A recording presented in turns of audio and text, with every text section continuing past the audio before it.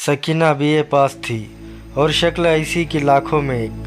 कई जगह से उसकी शादी के पैगाम आए, परंतु उसके माँ बाप ने सब नामंजूर कर दिए। कारण ये था कि सभी लड़के साधारण घरानों के थे। कुछ नौकरी करते थे तो कुछ का छोटा मोटा व्यापार था। उनका रहन सहन भी साधारण था। सकीना के बाप कुर्बान अली चाहते थे कि सकीना को ऊंचे ख़ानदानी धनी लड़का और ऊंचा घर मिले। ऐसा लड़का उन्हें जल्दी ही मिल गया। हालांकि समाज की मंडियों में ऐसे लड़कों के ग्राहकों की कमी नहीं होती, मगर कुर्बान अली की बोली इस नीलामी में सबसे ऊंची थी। कुर्बान अली की बेटी के लिए जो लड़का लाए वो खरा सैयद था। लड़के के बाप ठेकेदार थे, लंबा चौड़ा मकान था और हज़ारों की आमदनी थी। लड़का कुछ भी नहीं करता था, बस बाप के धन पर मौज उड़ाता था। वो लड़का भी कुर्बान अली को 80,000 रुपये का पड़ा। स्कूटर, रंगीन टीवी, वीसीआर, फ्रिज सब कुछ ही देना पड़ा। कुर्बान अली का दिवाला निकल गया। उनके होठों पर से वर्षों के लिए मुस्कुराहट गायब हो गई। ऊंचे लड़के के लिए ऊंची कीमत देनी पड़ी थी। छोटू ठेकेदार का एक ही बेटा था।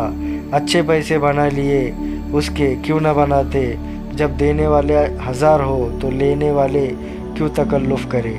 बब्बर मियाँ एक बीवी के मालिक हो गए और 80,000 रुपये के भी। एक वर्ष बीत गया, स्कूटर भी पुराना हो गया और बीवी भी पुरानी।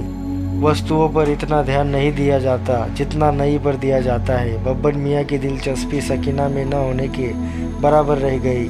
सकीना सब कुछ सही ली थी, परंतु उसकी गोद खाली थी। सास नंदों ने शोर मचाना शुरू कर दिया। बच्चा होने के दूर दूर तक आसार नहीं थे। सकीना जानती थी कि औरत का पहला फ़र्ज बच्चा पैदा करना है। आसपास की बूढ़ियों ने सकीना की सास से कहा, बहू पर असर है, इसे जलाल शाह के पास ले जाओ। सकीना स्वयं पढ़ी लिखी थी और उसका घराना भी जाहिल नहीं था। ससुराल में तो अंधेरा ही अंधेरा था, जहालत और अंधविश्वास का। उसने बहुत सिर मारा, ससुराल वालों को समझाया। जिन्न, आसे, भूत प्रेत, असर, जादू टोना, यह सब जहालत की बातें हैं। जिसका जो काम है उसे ही करना चाहिए। घड़ी में खराबी हो जाए तो उसे घड़ी साज ही ठीक करता है। टूटे हुए जूतों को मोची संभालते हैं। मोटर कार की मरम्मत मिस्त्री करता है, परंतु मेरा इलाज डॉक्टर की जगह पीर क्यों करेगा। सास खींच कर बोली, जबान बंद कर। क्या इसीलिए पढ़ा लिखा है तूने कि पीर फकीरों पर भी कीचड़ उछाले। जानती नहीं कि हज़ारों लोग पीर जलाल शाह की खानकाह में हाजिरी देकर अपनी खाली झोलियाँ मुरादों से भरकर लौटते हैं। क्या वे सब पागल है। एक बूढ़ी ने सास के कान में कहा, ये सकीना नहीं बोल रही, ये तो इस पर सवार जिन की आवाज़ है। इस पर न बिगड़ो।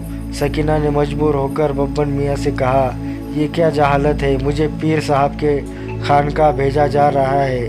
वैसे तो औरतों से इतना सख्त पर्दा कराया जाता है, लेकिन पीर साहब भी तो गैर आदमी है। आप शायद नहीं जानते कि ये लोग खुद भी किसी जिन से कम नहीं होते। मुझे किसी डॉक्टर को दिखा दीजिए या फिर मुझे घर भिजवा दीजिए। बब्बर मियाँ ने साफ साफ कह दिया, पीर साहब को खुदा ने ख़ास ताकत दी है। उन्होंने सैकड़ों जिन्न उतारे हैं। वो किसी औरत के लिए भी गैर मर्द नहीं है, क्योंकि उनकी आंखें औरत के बदन को नहीं, उसकी रूह को देखती है। तुम पर असर है, इसलिए तुम अपने घर भी नहीं जा सकती। कान खोलकर सुन लो, तुम्हें पीर साहब से इलाज कराना ही होगा। अगर तुम्हारे बच्चा ना हुआ तो फिर मुझे इस ख़ानदान के वारिस के लिए दूसरी शादी करनी पड़ेगी।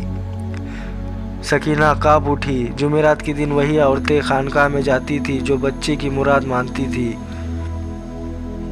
पीर साहब की ये पाबंदी थी कि उनके साथ कोई मर्द नहीं जा सकता था। जब सकीना बुर्का ओढ़कर खानकाह पहुंची तो दिन छिप रहा था। रास्ते के दोनों तरफ मर्द और औरतें हाथों में सुलगते हुए फलीते लिए बैठे थे।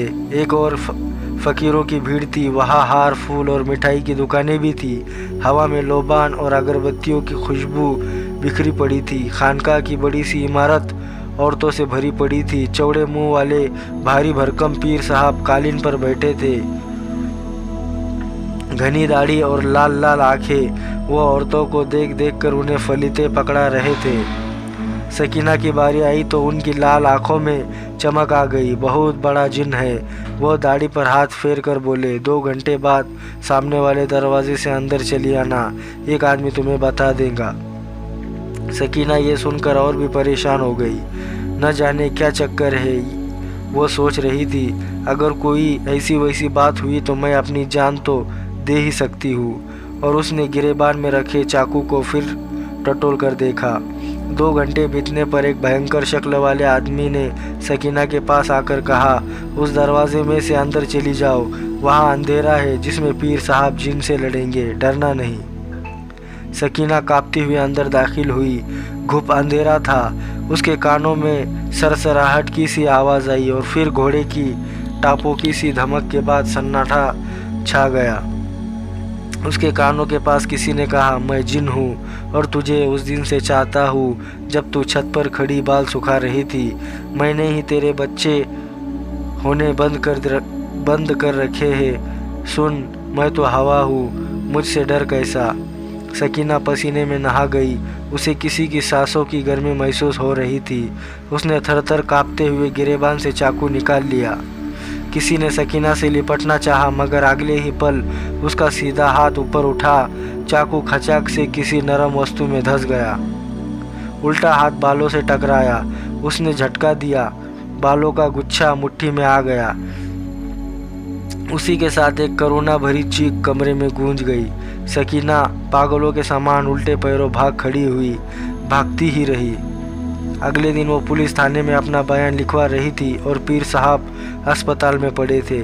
उनके पेट में गहरा घाव था और दाढ़ी घुसटी हुई थी। शाम को देखते ही देखते खानकाह पर पत्रकारों की भीड़ लग गई। दोस्तों, इसी तरह की कहानियाँ सुनने के लिए हमारे चैनल को सब्सक्राइब करें, वीडियो को एक लाइक करें और अपने दोस्तों में ज़रूर शेयर करें।